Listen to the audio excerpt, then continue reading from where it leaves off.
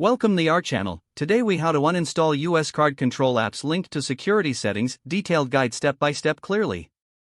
To uninstall US card control apps linked to security settings, start by unlocking your mobile device. Navigate to the home screen and locate the app you want to uninstall. Press and hold the app icon until a menu appears. Select the option that says uninstall or remove. If prompted, confirm the uninstallation by selecting OK. Next, open your device's settings menu. Scroll down to find apps or applications. Tap on apps to view the list of installed applications. Find the card control app in the list and select it. In the app info section, look for the uninstall button. Tap on uninstall and confirm the action if necessary. After uninstalling, it's important to check your security settings.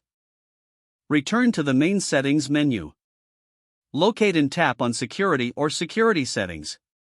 Review the settings to ensure that any remnants of the app are disabled. If you find any linked settings, disable or remove them.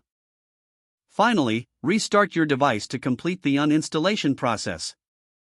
This ensures that all changes take effect and the app is completely removed from your device. If the page does not load, refresh the browser or try again in a private or incognito window.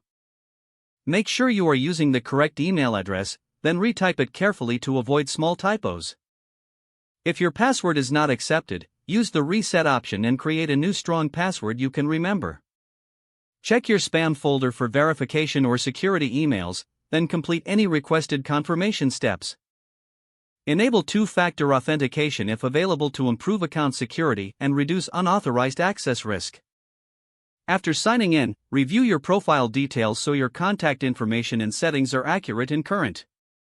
If you see an error message, note it down and try again after restarting your device and internet connection. Log out when you finish, especially on shared devices, to keep your account and payment information secure. If the page does not load, refresh the browser or try again in a private or incognito window. Make sure you are using the correct email address, then retype it carefully to avoid small typos.